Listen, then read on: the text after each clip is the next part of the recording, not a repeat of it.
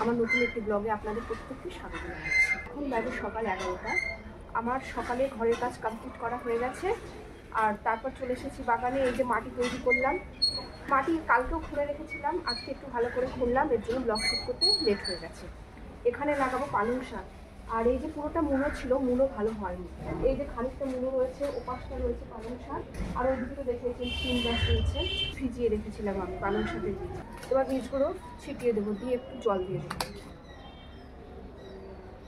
ঘন বেরোলেও অসুবিধা নেই, মাছ থেকে তুলে নিতে হবে।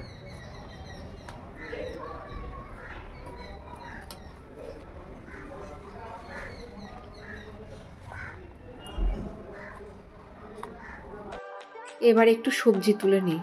দুটো কাঁচা টমেটো তুলবো, আর একটা বেগুন বড় হয়ে গেছে, ওটা তুলে নেব। আজকে কাজের খুব ঝামেলা রয়েছে। পাপন এসে গেছে, ব্যালকানিতে ড্রিলিং করে হুক লাগাচ্ছে।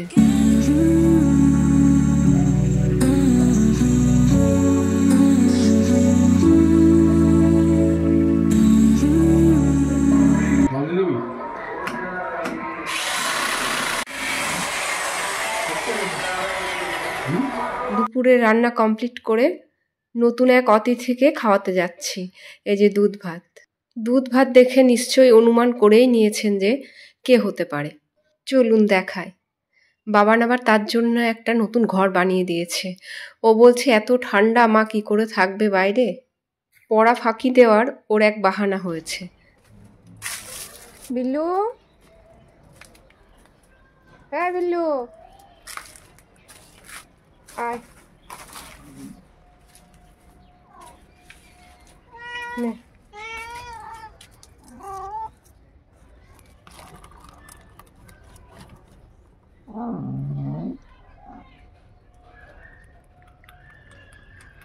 তোর বাচ্চা কোথায়? কোথায় বাচ্চা? উলি বলে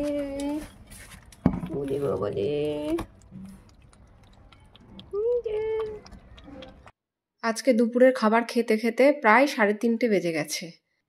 ড্রিলিং করেছে, বারান্দাটা ধুলোয় ভর্তি হয়েছিল, আর সব এলোমেলো হয়েছিল।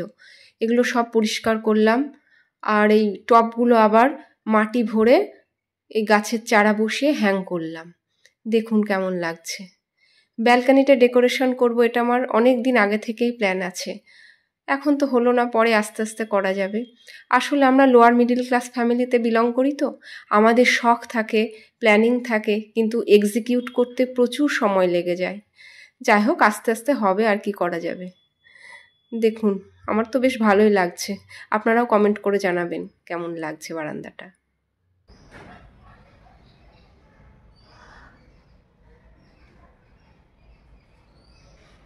আমরা যাচ্ছি বইমেলায়, রানাঘাট বইমেলা। এই যে বাবা রেডি হচ্ছে, আমরা পৌঁছে গেছি বইমেলায়। প্রায় বাবা আর ওর বাবা আগে চলে গেছে।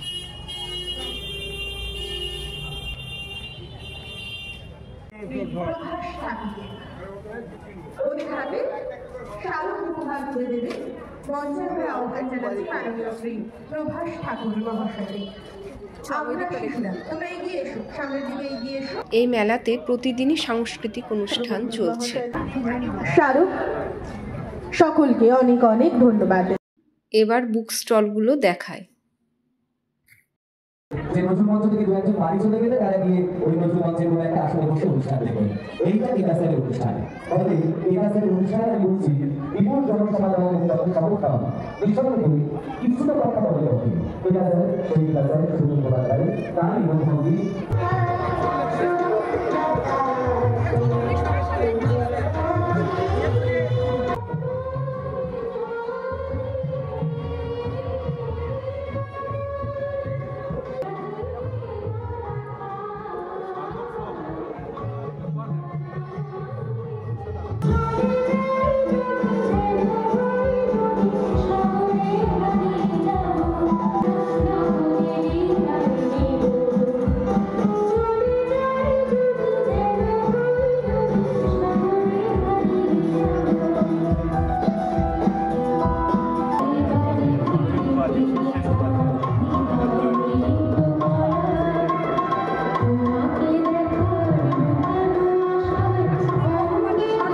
ওই যে বলছিলাম আমাদের সবার প্রিয় আর কোথায়? মৌসুমীদির সঙ্গে আজকে যন্ত্রাংশের সঙ্গে শুধু মৌসুমীদির গানের সঙ্গে নয়, পুরো সন্ধ্যে জুড়েই যারা আছেন বৃদ্ধিশ চন্দ্র রায় এবং দীপঙ্কর বিশ্বাস, আমরা দুজনকেই আহ্বান জানাচ্ছি। বই নিয়েছে, বই পড়বে। হ্যাঁ, বই পড়বে তো ম্যাডামের কাছে। কি বই কিনেছো? উৎসাহিত করছে, অনুপ্রাণিত করছে, কারণ সব সময় শ্রোতা দর্শকরাই অনুষ্ঠানের শেষ কথা। আমি এই বইটা কিনেছি। মৌসুমী রায়ের হাতে শাড়ি তুলে দিলেন। আমরা গান শুনবো মৌসুমীর অত্যন্ত সুন্দর গান, সেই গান আমরা শুনবো। এটা কার ভাই? অনেক ধন্যবাদ। বাহ, ওই যে দেখো এটা মেলায় ঘুরতে ঘুরতে আমার খুদে স্টুডেন্টের সঙ্গে দেখা হয়ে গেল। বুক স্টলের পাশাপাশি খাবারের দোকানও ছিল। দেখুন কতগুলো স্টল বসেছে।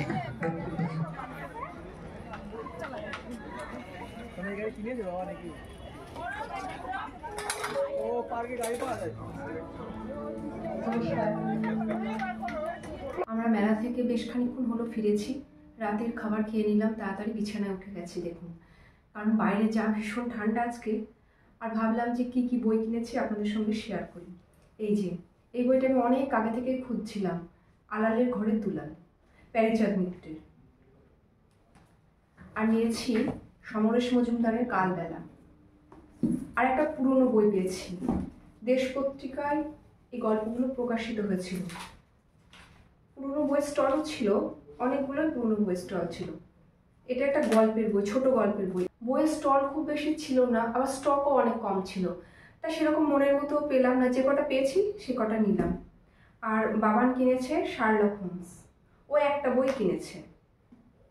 ভিডিওটি যদি ভালো লেগে থাকে আমার চ্যানেলটা সাবস্ক্রাইব করে দেবেন এবং একটা লাইক